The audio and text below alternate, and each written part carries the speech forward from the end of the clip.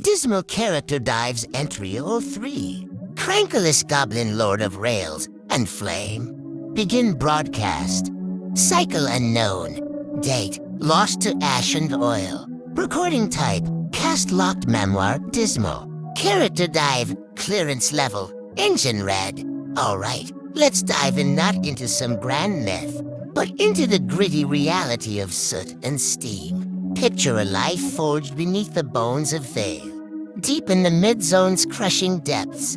It's the kind of place where shadows glow red, fire whispers secrets, and the clatter of rivets is the only lullaby in sight. Here, the name Crankulus isn't just said, it's hissed through broken teeth and gas mask filters. But before he was the Goblin Lord of Rails, and Flame before the flashy mech carriage, the Ember Vats, and the Soul Howlers, he was just a vent worker.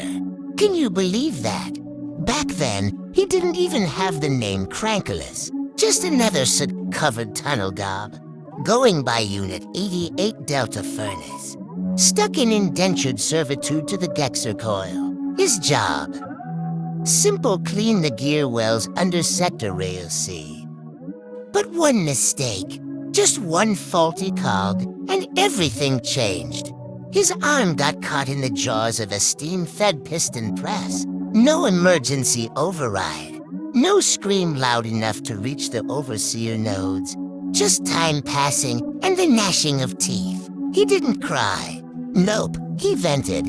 Laughed even as he tore his limb free, using just a belt, a wrench, and sheer grit to crawl out.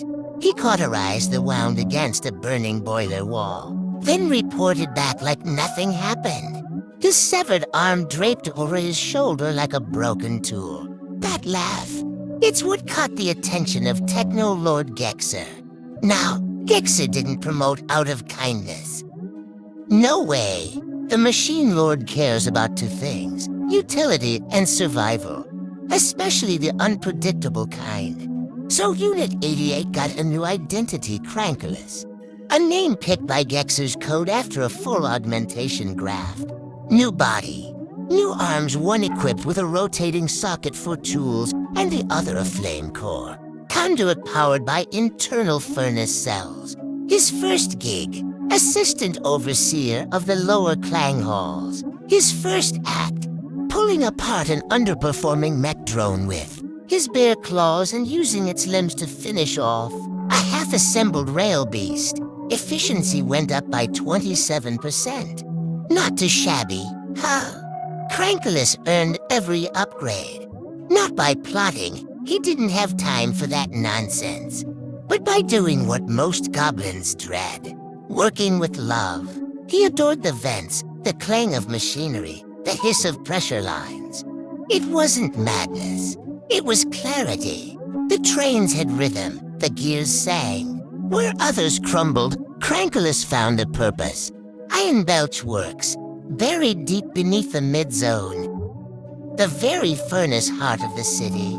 Here, trains aren't just made, they're summoned. The clang halls echoing caverns filled with hammering arms and hydraulic presses. The ember vats crucibles of molten alloy and oil, stirred by rusting machines with mantis claws.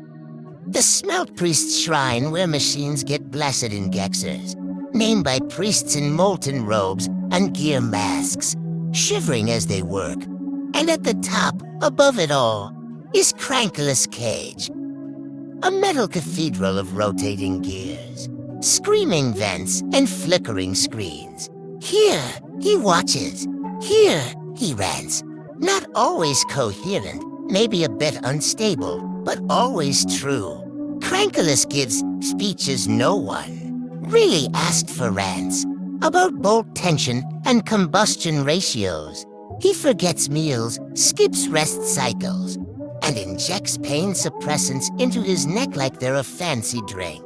The machine priests whisper he hasn't taken his pale pills in ages. But Gexer, he just watches.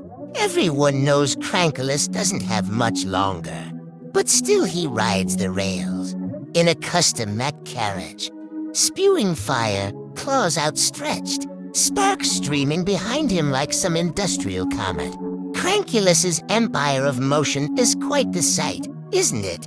He rolls out some serious machinery like railburn juggernauts. These hefty transports are all about moving troops, relocating workers, and, well, handling clone dumps. Scald crawlers imagine self-repairing heat trains packed with torches, claws, and incinerators. Pretty wild, right? Soul howlers. These eerie black glass trains are used for exporting memories and carrying out data runs that are, shall we say, not for the faint-hearted. Rumor has it, if you hear the whistle of a soul howler, you might already be in trouble. Now, here's the thing. Crankulus may rule over all that, but he's not some heartless monster. Not like Ragnit, or Zark, or even Glinkit, for that matter. He's one of the rare Goblin Lords who still remembers the tunnels, those dark, winding paths that hold so many memories. He genuinely cares for his workers. I mean, he's known to yell at them to drink water and make them take breaks. There have even been moments when he's patched up drones that lost limbs. Sure, he barks at them, calls them lazy rustfarts, no less but his loyalty. It's real. And that, well, that's actually a bit of a problem. He doesn't hate enough. He doesn't forget enough. And in Thayl, remembering, it can really mess you up. Eventually, he's going to reach his limit. Those pain serums, they're running low. The gears, they're scorching hot. And the fire in his chest, it's all too real. But until that day comes, until Crankulus finds himself tumbling into one of those ember vats or somehow merging with the rails, he'll keep on going. Keep building, keep venting. Because he is the Goblin Lord of Rails and Flame. And let's be honest, Flame, it doesn't take a break. End of entry or 3 dismal character dives. Leave a like, comment, and subscribe. Don't suffer goblin mind rot like Crankulus.